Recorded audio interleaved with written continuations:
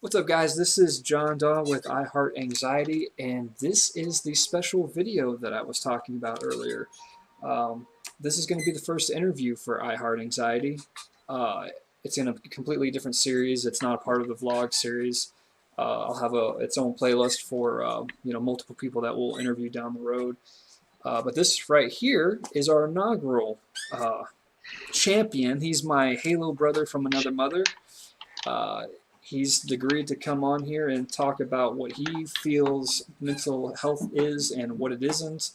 His views on, basically how he deals with anything that he might have, and just kind of just the overall. We're just gonna have an overall talk. This isn't gonna be anything really formal. We've known each other for years. We're brothers, so this is just going to be something that we talk about as if we were sitting right in front of each other. I apologize right away for any kind of video problems. He is currently in Guam, so it is a little far, but we will do the best we can. Everything looks fine to us, and it should sound good. But at any rate, sir, why don't you introduce yourself? Hey y'all, John's brother. Not really by blood, but just best friends. Best friends for I don't know. What would you say, brother? Like 12, 13 years. We've known each other since 2004, since Halo 2 came out. I think it's longer than that. No, Yeah, I man. met you. I met you on Halo 2. I met you on No, Halo you're. 2. I remember because we were trolling each other back in that time. Yeah, we actually I think what if I remember correctly, it was us doing a Slayer match, and you were on with I think his name was at the time was like Ash's Heavens, or what was his name back in the day? Oh, man. Heavens something Ash. I don't know. But anyway, you were with him and Justin, I believe, and I invited you guys into a party out of just nowhere. I was just, we just decided to party up. And we literally hit it off that same night. Like, we just started talking about the dumbest stuff you could think of. Just literally Yeah. just talking video games, talking Halo, and just having fun. And you would not know it, but this is literally the only Xbox relationship that I actually have that ever actually came into a real friendship. So, but I anyway, mean, I was gonna say me too. As far as like actual like talking for a genuine amount of time. Like I mean, we spend a lot of time together. Um, Not as much as we used to, but definitely a lot more than I normally do with like some other people I know from like Texas and some people I know from like the UK and stuff. So like this is definitely like one of the actually this is probably my most genuine relationship I have like as far as friendship goes with someone I don't physically meet on a regular basis. yeah, we've only met each other one time in real life. Can you believe that? One time. It's crazy. One time, because I'm a psycho and I don't drive, right? Well, I'm not here to judge you today, so Not for the cameras, right? yeah, not today.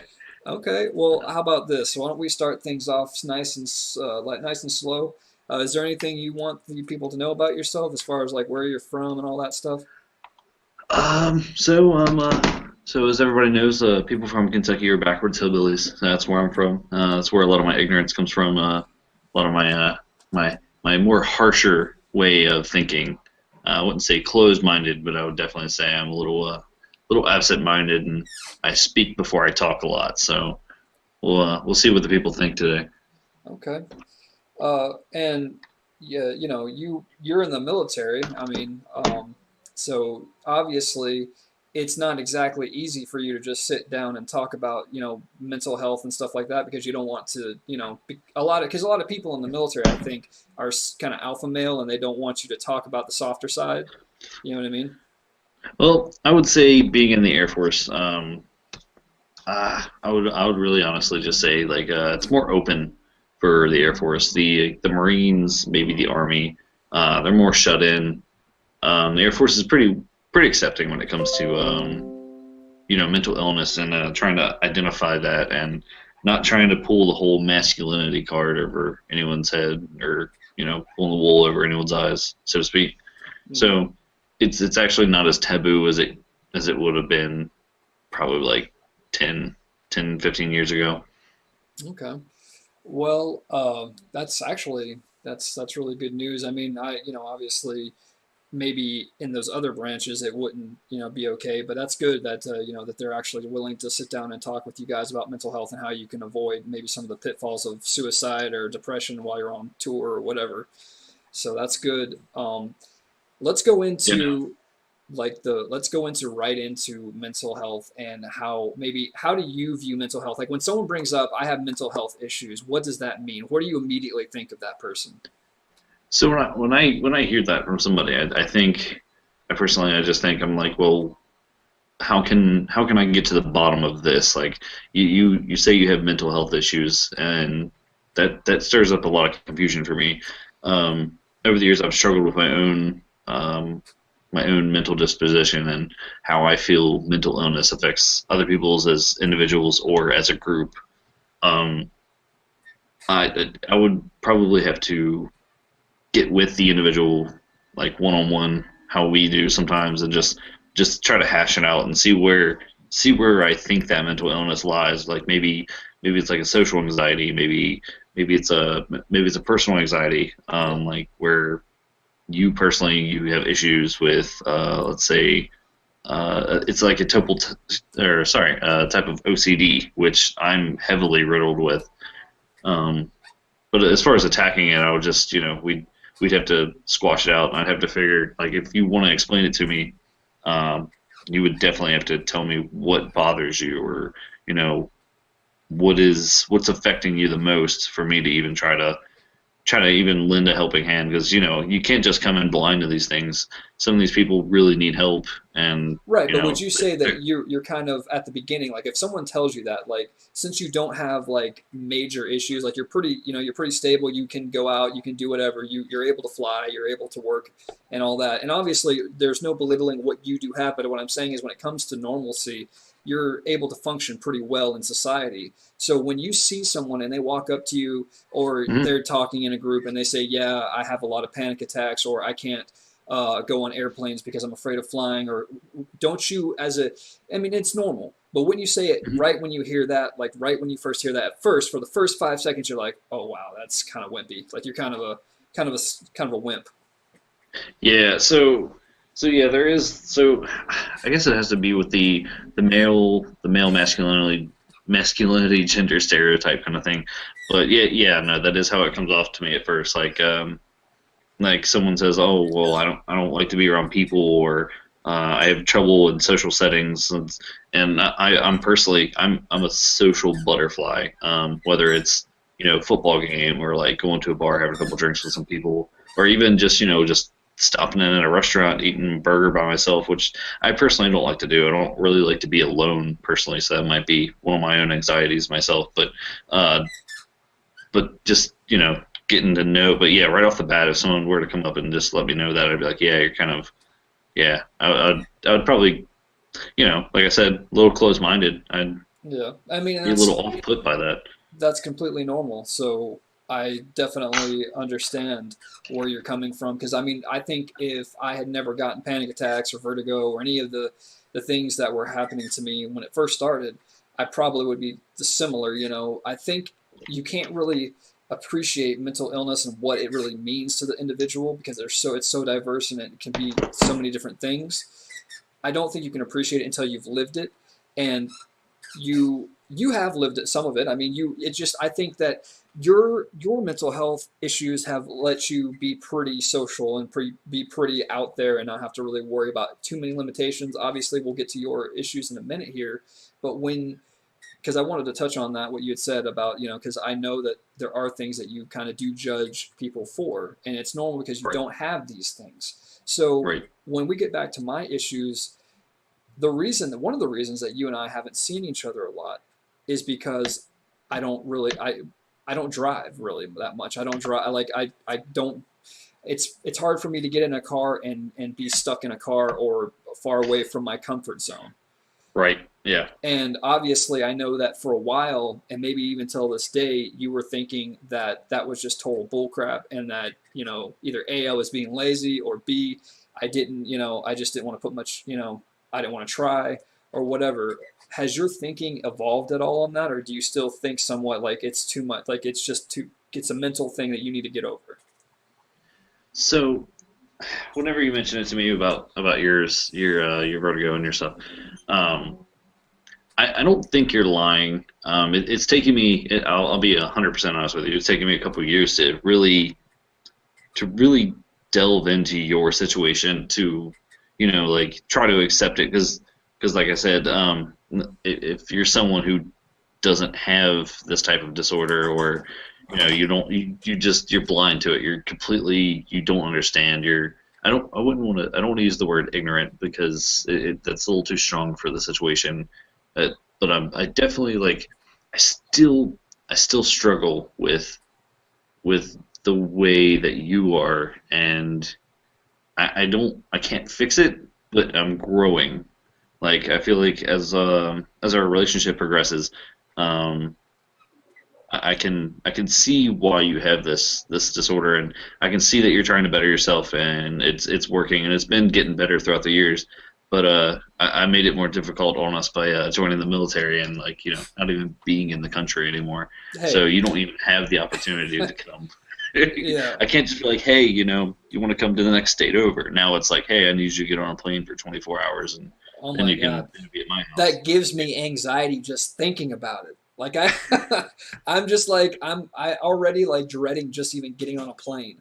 But yeah, I mean, again, I don't fault you for that, obviously. I think a lot of it has to do with the way that we grow up, and it's like, get tough, get your shit together, don't talk about it, just do your stuff. I don't want to hear your problems. I don't want to hear if you have, you know, Right. any kind of, wussy mentality or whatever. But at the same time, and these are things that are proven to be, something in your brain is like, with the OCD, for example, Oh man. your OCD. Think about it this way. If I said, Johnny, stop doing that. It's bugging the shit out of me. You are bugging Hmm. me. I wouldn't say that to you if you had a broken leg. Johnny, hurry up. Your leg is broken. So what? Get in here. Start, Yeah, yeah. let's hurry up here. So what? Your leg is broken. Who cares? Come on. Yeah, So, it's the difference with being like the physical ailment and then the mental ailment. No, if you can't physically see it, you can't question it. You know what I mean? That's how I grew up. Is like, well, you're just being a baby. Grow up. So I see exactly what you're saying. do you believe that there should be some type of, and again, I know that we don't want to, I know as a community, as a nation, as a world, we don't want to advocate, okay, it's okay for you to just sit there and whine. It's okay for you to be, not have to do anything or whatever. Of course, we don't want people to become unreliant on themselves or whatnot, but don't you feel like there at least should be some kind of course that people take in high school to understand mental disabilities and mental disorders, to where, okay, yeah, you can't see it, but at least be aware of what some of these people are going through. So it's actually funny that you mentioned that. My wife had just mentioned that the other day, and she was it was somewhere along that lines of like, so, and mine and her views are like really the same. Like if anyone didn't know us or didn't know our relationship, they would think I'm a controlling person over her because our views on almost every single topic are always spot on. But no, I will honestly have to disagree with you. I don't think as a community or even a race for that kind of matter, like, you know what I mean, like as a human race, no, I don't think that should be a high school thing. I think that's something that I think sorry, stuttering a lot. I think it falls back on parenting and the way people view each other.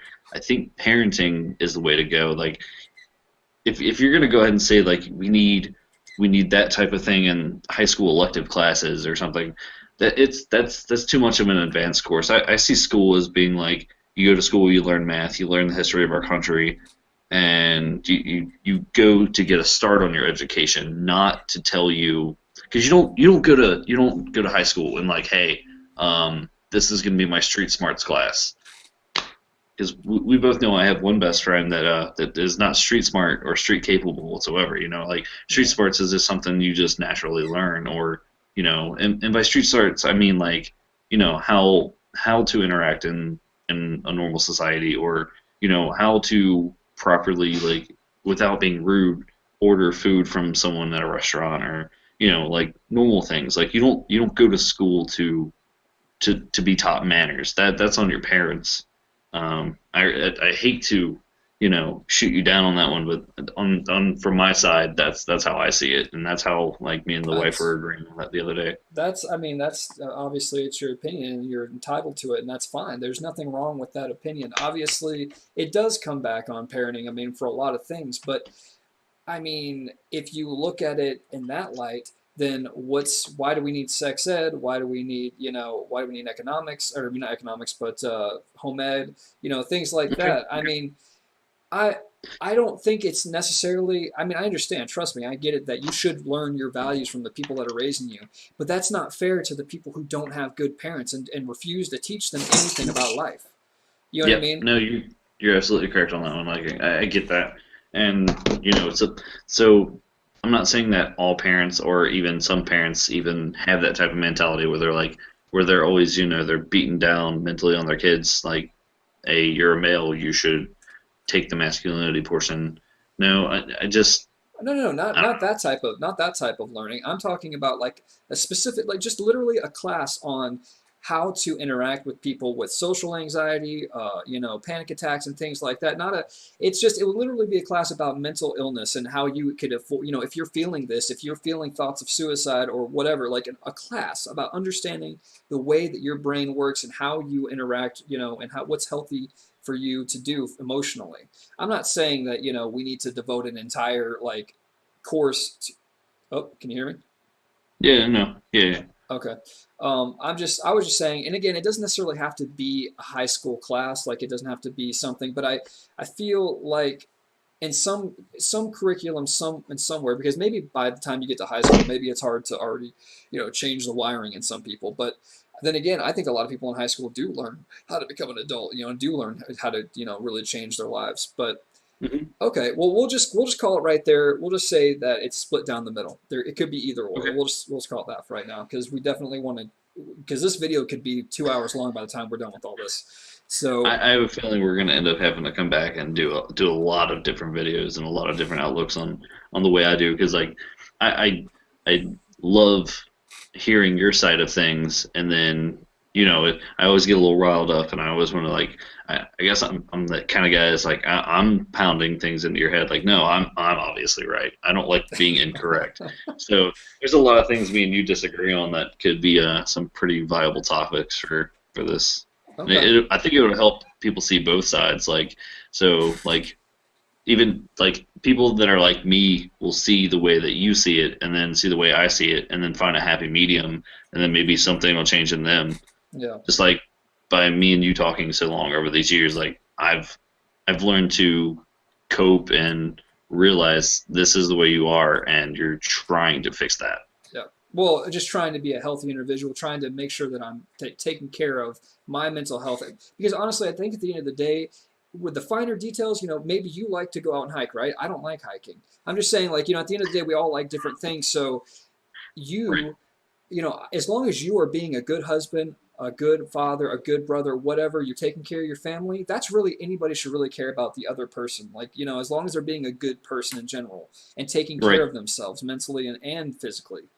But now that we've gotten into this portion, people can have a taste, a little taste of how Johnny Bravo thinks. Let's go Yeah. ahead Yeah. and segue because see, this is a good opportunity to move into what is Johnny, what's going on inside of Johnny, because now people have this perception, okay, well this guy, some people are going to be thinking right now, they're going to be saying, okay, this guy's kind of a dick. He doesn't Yeah. he doesn't understand that you need to have compassion or that you need to treat people with respect, blah, blah, because obviously you cannot please everybody. Some people are just not going to be pleased, and then you got other Right. people who are going to like, I understand what he's going through. I think I agree with Johnny, blah blah blah blah blah. And then there's some people who are still undecided. So what we're going to do now is we're going to go into your personal history, and we're going to, Hmm. for all the people who've already judged you, they've already judged you now. So now they think they Hmm. know you. Now we're going to deep dive into you a little bit and find out exactly what happened to Johnny and why he is the way he is today. So it'll be a fun little topic because now people, who knows, maybe at the end of this conversation that we're about to have, they'll be like, wow, I judged that guy before I even knew him. Right. So let's take it back all the way to childhood. First of all, actually, before we even go to childhood, if you had to, so people kind of understand where you think you are right now, if you had to Hmm. say what mental illnesses do you associate yourself with? Ooh. So that's the thing is people want to classify it as like one thing or the other, but there to an extent, I don't care if people are in denial. Like that everyone experiences mental illness differently. Everybody has some form of anxiety, but to dive right into it, I would consider I have hardcore test anxiety, And what and does it that what didn't. does that mean? What is test anxiety for you? What does that mean? So, so for me, it could be any type of test. If like you mentioned it right now, like, hey, Johnny, this is a test on how well you behave and how well you act in front of people. I'm not really scared of large crowds. I'm more than willing to speak to anyone and everything. But once you say like there's some kind of grading portion or there's some kind of positive or negative repercussion of this thing, the word test just triggers me, and I start stuttering. I'll lose focus. So I mentioned test, and it's already here. I've already lost it. Yeah. So, so test anxiety for me, I'll start breaking out in sweats. I'll forget. I'm lazy, but I do study. But I could grind for months and months and months on, let's say, a certain report or an AFI for me, and just in seconds of typing in a password on a computer, saying, "Hey, here's your test for NCO." Information is just gone like that. And it actually didn't develop until after I graduated high school when tests actually meant more than something than a grade.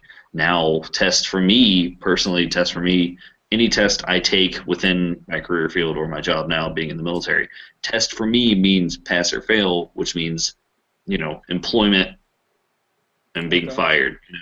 Okay. So so test for me is like it's either life or death at this point. I mean, that's how I perceive my tests, Okay. all So my tests now. you're So that's where nervous. the anxiety streams from. Yeah. Okay. So you're nervous that, either A, somebody's going to see you as smart or dumb depending on depending on your test results, and then Right. B, you also have a fear of, well, what if I do fail? Then that's everything's done. Everything's done for me. It's over. Yeah. Yeah. So, No. Yeah. Because a test for me could mean anywhere from an advanced course. Say I failed fire course a little while ago. If I failed it, I didn't. But had I failed it, I would have just traveled 24 hours to Texas, to from Guam to Texas, and traveled 24 hours there, wasted 30 days of my time and countless thousands of dollars for the military to send me there for me to come back without my certification or diploma and then okay. fly 24 hours back in shame. That to me is Okay. that is what streams the or adds the anxiety there. That's sheer embarrassment. That's just like it just shows that I don't care Yeah. and I don't want people to ever think that about me. Is I'm very passionate about everything I do. Yeah. So that's why tests are very important to me now, and that's why like I stress so much about them. Even Okay. though there's some of them are just dumb and minuscule, but everything that has the word test connected to it for me just irks and ooh, just drives me up a wall. Okay, do you think that because you have this test anxiety, do you think it affects the outcome of your grade? Like, do you think that it actually makes an impact on your studying and makes it to where it's harder for you to get a good grade? So I don't I don't know. That's actually a really hard question. Because Do you think you could get better grades if it didn't give you the sweats and all that stuff?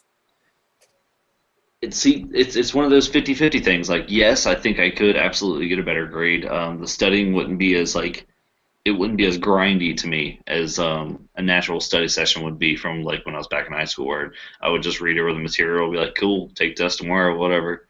Now Okay, for me, it's like I'm grinding really hard on the material, and then I get to the test, and it's just like, whoop, where did it all go? okay. So you would basically kind of see it as a disability, whereas you don't feel like you have, like, if someone didn't have this, then they have an advantage over you because they're able to just pull the knowledge out without any trouble. You feel like maybe this could be an actual disadvantage. Right. But then I also see it as an advantage for me, because with having this anxiety, it makes me it makes me study more. I think overstudying isn't good for anybody. I heart But anxiety. Little plug there. yeah, right. But I think for me the anxiety for that portion, it actually helps me study more. Overstudying, like I said, it's not necessarily a good thing, but I'm gonna go ahead and put it out there. I'm lazy, and what's the word I'm looking for? Procrastinate. I will find anything in the world, like, oh, I gotta go make a sandwich, I can't study right now. Like, I will literally find anything to not study. But I think the anxiety actually helps me to Okay. reach a point of my education, to like, and to help me further it. But then it also hinders, because then once the test day comes, I'm like, ah, Okay, so we'll move on from this because obviously we understand now that you see it as both a positive and a negative, and what the symptoms are. So right. your next thing, what else do you think you have? Um, I don't think people would see it as an anxiety, but I have a really thick condition about OCD. Oh, that's Um, definitely a mental illness, buddy. That is a mental illness. and I definitely it is, but it's one of those things that, it's me, man. I don't want to classify everything as an anxiety. Oh, But it's not OCD, anxiety. Yeah, it's it's a not stem, anxiety. you know. And Um, do you feel like people would make fun of you for that? They judge you oh for man, that? oh, even my wife, who's lived with me for the past 6 years, is like, I don't know where this has come from. This is crazy. Like, I don't understand why you think this. And well, so Does whenever that me and her bother you? have these yeah. So like whenever me and her have these conversations, it just like kind of like makes me think back to mine and your relationship and how I treat you, and I'm just like, wow. Now I see it from the other side, because I There's mean, it's the nothing you same can do thing. about it, right? Until you, and I mean, obviously you can help it along, but it's always going to be there in some form. Right. So, and okay, well, now that we know that portion, I actually, this is going to be a little fun because I want you to obviously tell me all the things that you feel or something that you think that you might have with regards to mental illness. But Okay. what is there anything else? Because I actually wanted to bring something up to you if there's not anything else that you may have. Okay. Um, I mean, I'll just throw it out there. I mean, everyone suffers from it. But some people, it's just like anxiety in general is like, I would say I'd suffer a little bit from like depression. I wouldn't say chronic depression. Um, but I believe everybody's sad at some point in their time, but I believe I'm a little bit more on the advanced side than, your normal, like, oh, I just don't feel like doing anything today. Like, sad rainy day kind of thing. I think I'm a little bit more advanced than that, but I've coped with it for so long. It's not really a thing for me anymore. Have you ever done anything to yourself to cope with that type of depression? Yeah, when I was younger, self mutilation was a big thing for me. I actually enjoyed. I So my thing is, I enjoy physical pain more than I enjoy mental anguish. Like, if someone wants to play mind games with me, I'd rather just be socked in the mouth, or punched in the face. Don't mess with my brain. It's already unwired enough. Like, it's already crazy up here. So I'd rather feel physical pain than mental. So, Okay. and Do you I feel? actually haven't. Go ahead. Go ahead. No, go. What were you going to add on to that? I was gonna say, I haven't actually. I haven't self mutilated in a long time, Yeah, that's good. or not purposely. I mean, every once in a while, I'm working with my bare hands all the time, so I will get the occasional like gash cut. But What was your main like triggers for that? Was it family? Was it girlfriend? What kind of things were triggers for you to make you want to cut? so I was your typical teenage boy, and the emo stages and phases of the old 90s 2000s, man. Like, it was just the cool thing to do. But once I actually figured it out, it wasn't even the cool thing to do. It's just I liked it. It was a release for me. It was normally between family issues, and what I thought was love at the time. Yeah. And it just helped me cope. It was just, I don't know if it's an endorphins thing for self mutilators, but it was just a rush for me, and it was great. Yeah. But I mean, I don't need that anymore. And But you wouldn't I'm recommend more that than to willing to anybody. go into it. No, no, I'm not advocating for self mutilation at all, because that's All right. that's that's bad. Yeah. I don't know how else to put it. Just don't do it. There's better avenues to seek than actually physically hurting yourself. Okay. And with that being said, and obviously it was a dark, it was kind of a dark time for you, and you didn't really enjoy. I mean, yeah, you enjoyed it because it released the pain or whatever. But Hmm. do you feel that because of that, people judge you? Like, if somebody, like, obviously you probably don't talk about this a lot, but do you feel like somebody Right. would judge you for cutting? Oh yeah, absolutely. It's just, sorry, I'm having trouble with like, yeah, I absolutely do think they would judge me.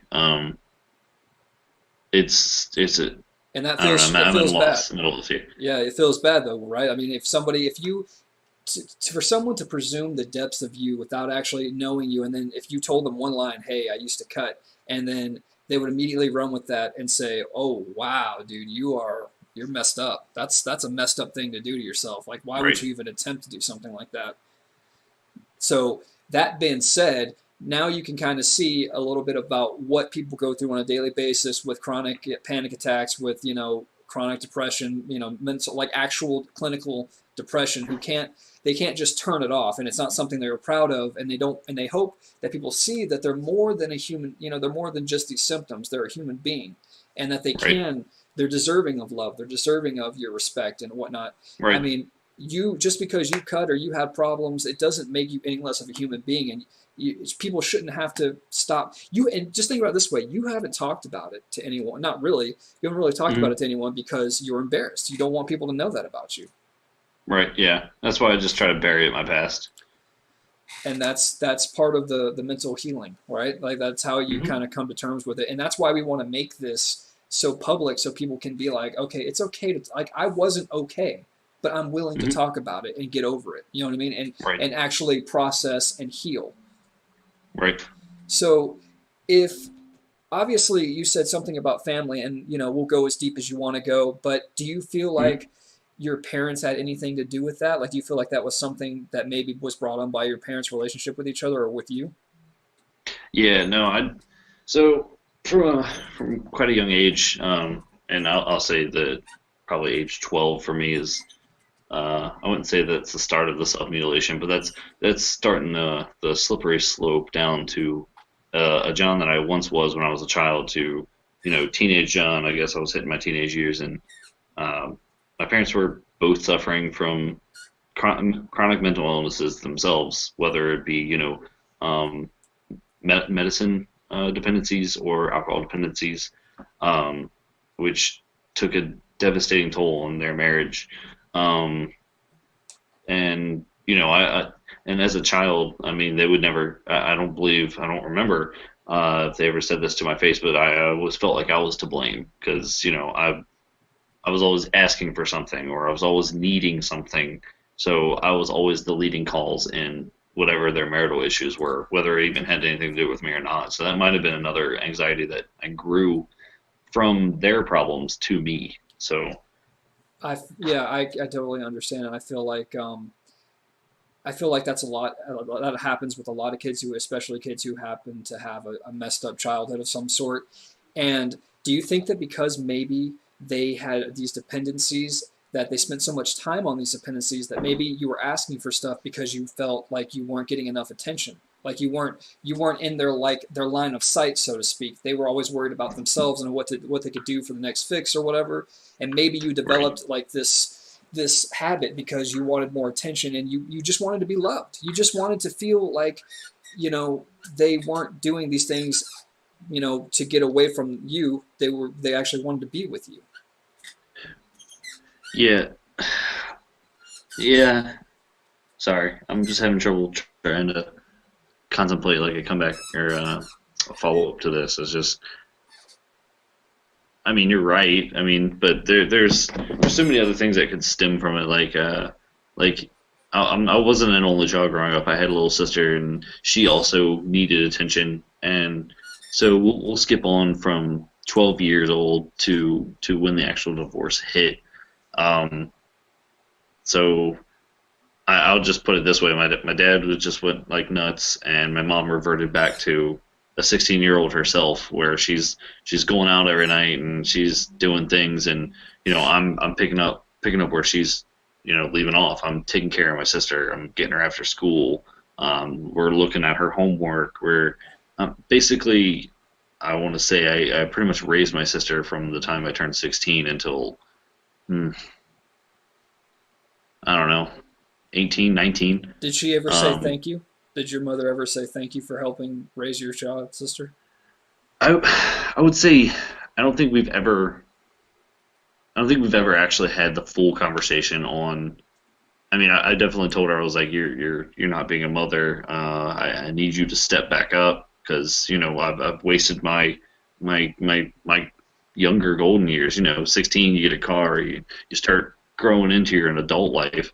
But I was busy, like 16, 17 years old, getting my first job, um, trying to still participate in my own after school activities like band and whatnot, and then trying to juggle raising my little sister, making sure, I'm not saying mom wouldn't come home and make dinner ever, but like most of the time it was me. So it's just, taking care of a much younger sibling. I wouldn't say much younger. My sister's probably like 6, 7 years younger than I am. So, but I'm not. I wasn't living my best life. I wasn't. I was raising a child that. I mean, my sister might as well be mine. It's fine. It's not a big deal.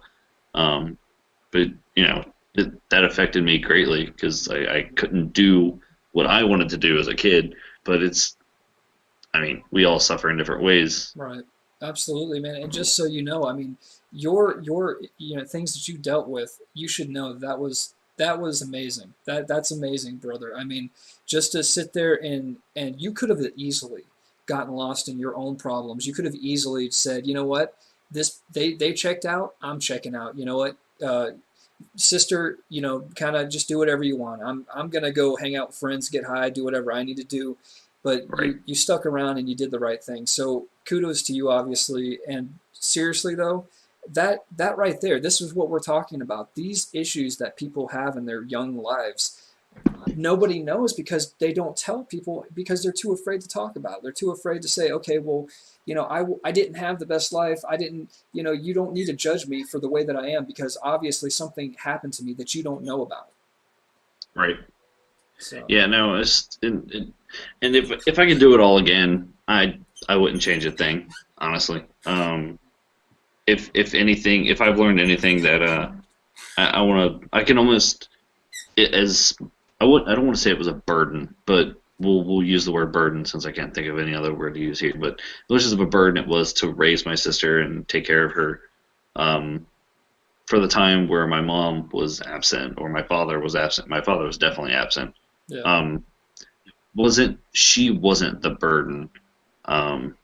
It was.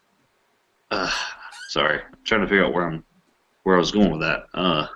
That's okay. Uh, I would do it again in a heartbeat. Yeah. So let me just reiterate: she isn't the burden, but not getting to be the teenager I wanted to be was the burden. Right. But like I said, if I could go back and do it again, I would, because I don't think me and my sister would have been nearly as close as we are right now, Right. um, if circumstances wouldn't have happened. So I can almost thank my mom for, I guess, giving me the opportunity to be a father early on. Um, I can't express the love I have for my sister and as much love as she gives me, and the amount of respect that she has for me, and it's actually it's empowering, and it's wonderful that and I wish it was under better circumstances. Right. It's just, unfortunately, childhood's your childhood, and sometimes you lose it. Well, Some people lose it. exactly. And I totally agree with you on that. I lost a lot of years myself having to worry about things that I shouldn't have had to worry about as that young of age. And that's the same thing for you. You shouldn't have had to deal with all that at such a young age. You should be out there living your life, trying to do school and whatnot. So, and they say this is part of the healing process.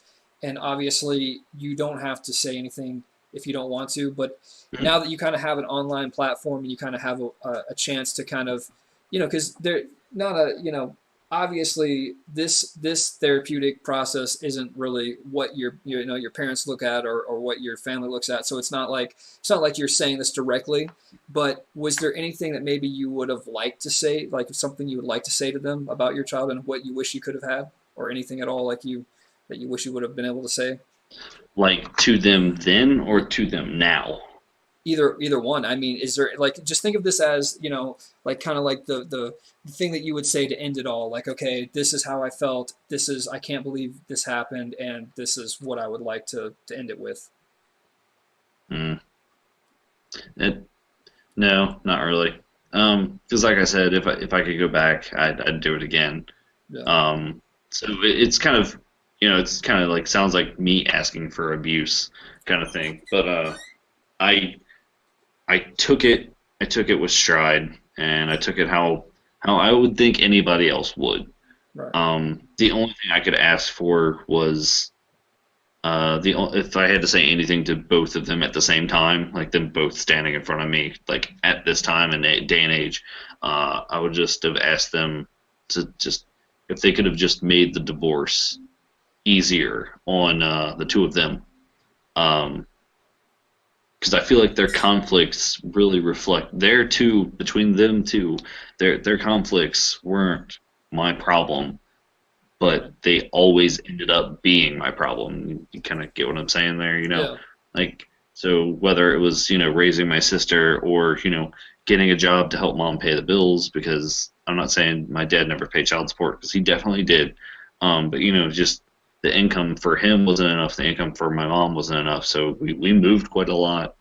um, so I had to step up. I had to get a job. But, if we could all go back and look at it again, I would say, could you be more civil on this divorce? It would be better for everybody. Maybe me and my father's relationship would be different. Maybe my father's relationship with everyone would be different overall. Yeah. Um, Do you blame which yourself for any of that? Do you blame yourself for any of the stuff that went down? I, and that's the thing is, of course I do. Do I actually think that it had anything to do with me? Does it like do I think I was a bad son? Do I think I was a bad child? No, absolutely not. But it happened, so I automatically feel like that's my family. So automatically I feel that I had some part in this. So of course I blame myself for some of it. And that's Do I know what? Do I know what I can point out or pinpoint what I had problems with or what I exacerbated in that relationship? No, I couldn't tell you. But yeah, I definitely feel like it was not my fault in general, but definitely I had my hand in it. I got you. Well, I mean, obviously, first thing to know is no, you didn't. You didn't have anything to do with it. That, I mean, obviously, unless you physically tried to break them apart, then that's it's not your fault. You didn't tell your parents to make shitty decisions. So I just want you to know that obviously this is not exactly what we were talking about, but that wasn't none of that's your fault, man. You did the best you could. You worked with what you had. So just know that. Yeah.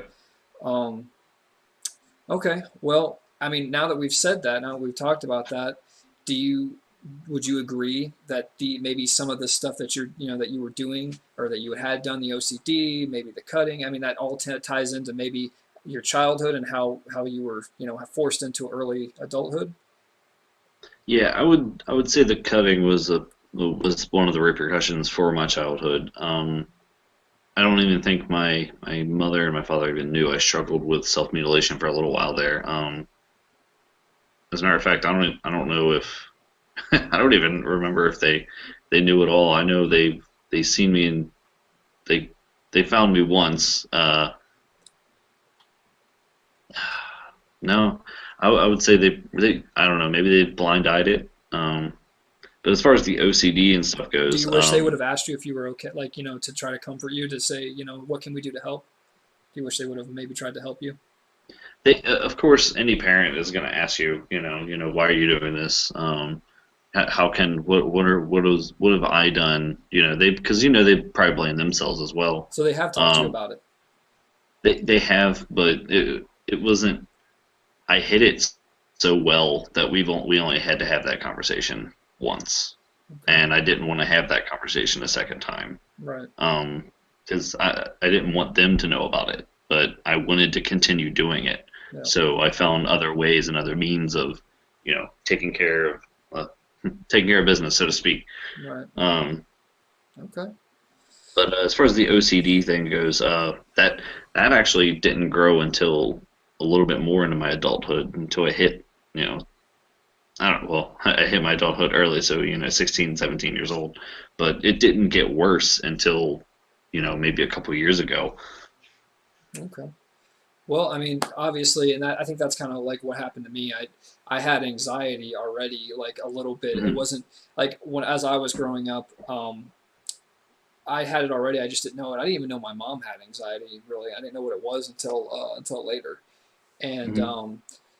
but once I started getting those vertigo attacks, that's when it kind of blossomed. Like that's almost like when the anxiety and kind of in your case the OCD just kind of exploded. And Yeah, unfortunately. so I think these things kind of like stem, like we were just saying, they stem from childhood, and then all of a sudden they just go boom. They just you become more cognitively and mentally aware of what's taking place in your body, and it just kind of explodes from there with all these thoughts and feelings and emotions, and it Hmm. it makes it 10 times worse. I think as a kid you're able to just kind of stack that aside because you're not really focused on what all the stress of daily life and all that stuff. So Right. um, I don't know, man. That's crazy. I wish people would know, would not be so quick to judgment, to look at somebody and say, "Oh, this is how you are. This is why you are Hmm. that way," and really get to know the person. I mean, Right. a lot of people wouldn't know that I have missed so much of my child's life that it actually physically and emotionally hurts me. You know what I Yeah. mean? I Hmm. I don't enjoy not being able to go to, family events. I don't enjoy not being able to see my son graduate from kindergarten. I don't enjoy, Hmm.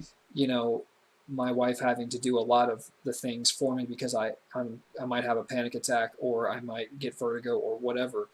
And Right. as you know, there are so many private, intimate moments with yourself that you have when nobody can see. You blame yourself. You think about suicide. You cry yourself to sleep. Oh yeah. You tell yourself, you're no good. This is, people hate you. They don't even want you around. Blah blah blah. You know Hmm. how that goes. I mean, have you had that mental dialogue where you said either a, I just want to disappear. I want to kill myself, or maybe I don't know. Have you had any intimate moment where you cried yourself to sleep or anything like that? Oh, absolutely. I mean, like, if anybody has ever told you that they've never thought of suicide or never thought that the world would be better off without them, everyone is a liar. I'm going to tell you right now, like, even the happiest person they had to have had that thought because it goes through everybody's mind. What would the world be like without me? I'm not saying them saying necessarily what would the world be without them, like with them dead, but Yeah, without the individual, yeah. Would which in somebody miss me? turns Would somebody miss me or something? exactly, which in turn means you're not in existence, so you're not either alive nor dead. So, I mean, everyone's had that thought, and it drives me nuts when people are like, "I've never thought of suicide. I've never thought about killing myself. That's weak. That's dumb. That's selfish." No, you've thought about it. Don't lie to yourself. Don't lie to me. Like I'm not dumb. Right. I don't. You don't have to be a psychologist to know that. Yeah. So So yeah, you no, of okay? course. Of course, I've had many a nights where I wouldn't say lately, but I've had nights where I've struggled with my depression. It's like I said, it's not clinical, but it's definitely like a more advanced case than your normal person. Okay. So And I don't know. Did with these bouts of depression, mhm. has it ever gotten to a point where you were so low in your life, maybe when you were living like because didn't at one point your mother just abandon you and go to Florida? Yeah, I so I was at a really tough crossroads at that point in my life where it was I had just recently got engaged. I had just been released from my prior job. I wasn't fired. The position was just terminated. Yeah. and the company was turning over. They were going belly up anyways, so they were just. I was the newest guy, so I was the first one they were going to let go. So technically, I didn't get fired. I drew unemployment for a little while there, and then so as I was in my probably my first month of my unemployment, so like maybe my second, third check, which isn't much. It isn't anything crazy to live on. But then my mom just up and was like, "Hey, we're moving to Florida." I was like, "No, why?" And she's like, "I got a better job opportunity, and your stepfather got a better job opportunity." And I'm like, "Okay, so where does that leave me?" They're like, "You can pack up and come with us, or you got to get a job and you know and, and stay here So if that's what you're gonna do." that's round two of you not getting the attention that you, well, not attention I would say, but basically first when you were a kid you know felt maybe abandoned because your parents didn't really give you enough attention because of their addictions, and then round two comes along Mhm. when you're just getting out of it and you're starting to feel probably normal, getting engaged, you know, living your life the way that you thought you should live it, and then boom, It was it, getting right. It was getting a little bit better. I had my own job, had my own money, bought my own car, was doing my thing, and then but I was still, I was working a lot. So yes, I was doing the things I wanted to do a little bit more since my mom had, since she's finally settled down. She married my stepfather. She started acting her age, a little bit more. Um, but then it was like I was at another, like you said, I was at another low point. The only thing keeping me going was, I just got engaged. I had just proposed to my wife at that point of 6 years, yeah. 6 years of dating. I just proposed to her, and it was like, I'm engaged, and you're wanting me to pack up and move all the way down south, Does it feel to and you like she chose that place, that job opportunity over you and what you know what you wanted? at that point, yeah, I feel like she did. And it's not for her 18-year-old 19-year-old or even 20-year-old. I can't remember. I think it was 1920 at that time. No, I was 19. I was 20 because I had turned 21 when I had gotten my first apartment. So I had like 2 or 3 months or not even that. It was a month or two, barely a month or two, to just get my shit back together, get a job, stop relying on unemployment so much, find an apartment, applying for an apartment for your first time when you're 19, 20 years old in Kentucky. I don't know what it was like for you, but it was an extremely stressful time. You wish that Um, maybe she would have been there for you. oh yeah, but she's too busy with her new marriage and her upcoming new job. So, like, did she help me look for an apartment? No. Did she ask me to, like, could she help me move in? Could she help me apply for apartments? Did she give me any money for a down payment for the apartment? Because at that time I was still paying bills in the house we were living in, whether it was electricity or rent for the month. So, I mean, I was also paying bills there too. So it was like I felt cornered and I felt pressured. I can't imagine where I would be right now if I had decided like to just not not get a job or try to find an apartment up here. Like, where would I be now if I had moved to Florida? Like, Yeah. right when she was like, you can either get a job or you can either get your shit together or get out. Which that wasn't what she said, but that's kind of how I felt because it was like I was in a rock and a hard between a rock and a hard place. It's I get a job or I'm losing everything I've built here. So maybe that, and that's what I was going to say. This is one of the things that I wanted to bring up, and this video is definitely getting on the longer side, so we'll wrap it up a little bit. But I Gotcha. wanted to say, obviously, thank you so much for sharing. But do you feel like these two instances, maybe not alone, but maybe there's more to it than this. But the thing that happened when you were a kid with your parents doing their thing, and then getting going and helping out, paying bills and getting a job and getting the fiance. Do you think that maybe that gave you a little bit of an abandonment issue? Like maybe you feel like people are ready to leave you, and you have to you have to put up this front. You have to be this person that you don't think maybe you are, but you have to be this social butterfly. You have to be this way that you are today because you maybe fear that somebody might leave you again. So I would have to say, yeah, I definitely had to build up some walls so I can stand on top of them and, see the light above the mountains kind of thing. Yeah. Because without, like I said, everything that's ever happened in my life, I wouldn't go back and change anything. I'm appreciative for all of it, good and bad, because that's how you grow as an individual or a person. But yeah, no, I definitely had to build up some walls and change the way I was. I definitely had to become more social, more. I had to do these things because job opportunities. I needed a job at that point, so I needed to be a completely different person that I would be that I'm not right here. I had to be, to get that job. I needed to be another person somewhere else, someone that they seen that they needed and they couldn't be without. So I had to change who I was Right. to accommodate and to excel and what was going to be my new life at that point. Okay. Okay. So now that we've talked about all this, now that we've gone over a majority, and obviously it's just a skim version because this isn't obviously the depths of you, but it Hmm. gives people a kind of a synopsis of how your life went and why you are the way you are today. And Hmm. after hearing yourself speak about it, do you feel like maybe you could cut back a little bit and give some people some slack considering what a childhood you went through? Maybe give them the benefit of the doubt?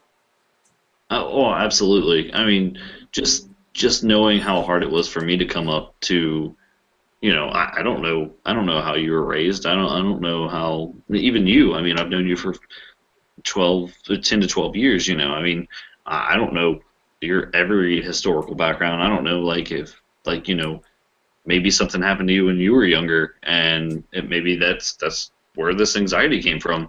But I just remember like years ago, it's just crazy because how I've talked about how mine has developed into my adulthood. Yeah. It's just funny because it seems like yours has done that as well. Because I remember this young rambunctious John that I used to talk to, who was driving his fast car and just going to high school every day and just Yeah. doing things a normal teenager would do, and then here we both are kind of thing Right.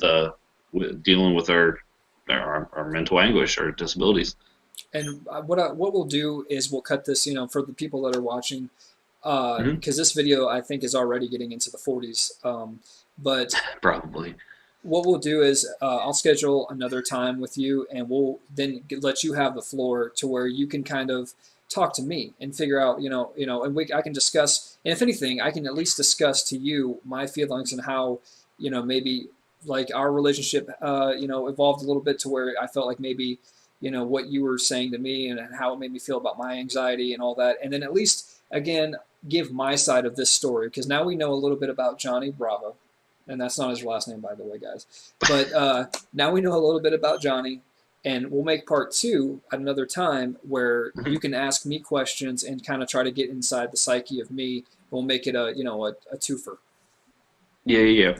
I would also like to. I don't know if this is how you want to run things, but just as a suggestion, I believe it'd probably be healthy for everyone, um, as far as like your following goes, is if we did something possibly live, maybe a Q&A session where, they could throw it up in a feed and they ask us my take and then maybe they ask you your take. I think that'd be good for everyone. That way they can see it from, someone who struggles to understand what you're going through personally, and then how, you struggle to understand how washing your hands all the time is insane, and that's what I have to deal with, Yeah. you know. Well, that's the thing, though. Now we know it's not insane. It's just it's something we've developed to cope. It's You know, something it, that we've cope. it's kind of funny because I'll give yeah, you're right, it is something that we need to cope with, but it's just funny because I personally, for my own OCDs, I even think they're crazy. I really do. I Yeah. think they're insane, and when it happens I'm just like, why am I doing this? And then something just clicks in my head. I'm like, nope, if you don't do it, something will happen. I don't know what'll happen, but something will happen. And that it's funny, and I'll get into I'll dive into it Yeah, more yeah, whenever. we'll get into that later. Well, no, I'll dive into that more because that's something that me with people with the panic attacks and anxiety. That's what we Hmm. deal with. We think on a daily basis. Well, if I go somewhere or I do this, something is going to happen. So, Right. but Or sorry anyway, about that. Right. Yeah. No, I understand. is we don't know what's going to happen, but we think something could happen, and it, whether it be positive or negative, I don't know the outcome, so it just it irks you. That's the OCD or the anxiety portion of it. Right. Well, this has been amazing. I'm so glad that that obviously you decided to come on here and give us your personal background. Maybe now at the end of this, and of course, this was an open forum type thing, so it wasn't Hmm. exactly formatted to be in order and whatnot. But I think we did a Right, pretty right. good job of getting over getting going over what you have to say about yourself and what you think. So that way, at least now people can kind of give a better description of where you're coming from, and then when we get to this next video, they'll see where I'm coming from, and they can kind of, Hmm. everyone can see, don't judge somebody by the way they act or the way that you see them. Let them get to know somebody and give them compassion. Right. So that is it for today. We'll come back again. I'll get Johnny probably here in the next couple of days to get on here with me again, and we'll go over my issues and obviously what I'm dealing with, and maybe where he sees things from, and how just asking me questions, things like that. But we appreciate everybody who does watch. We know that this is still a small thing, and I think Johnny really wants to be a part of the growth in the future. So don't expect him to leave anytime soon. And we will. By the way, this is a little bonus for everybody. Eventually, when Johnny, when we talk about it more, we're gonna start doing video game streams. So you guys look out for that later. But anyway, thank you so much, everybody. We appreciate it, and look for part 2 coming from iHeartAnxiety. Okay, everybody, have a good night.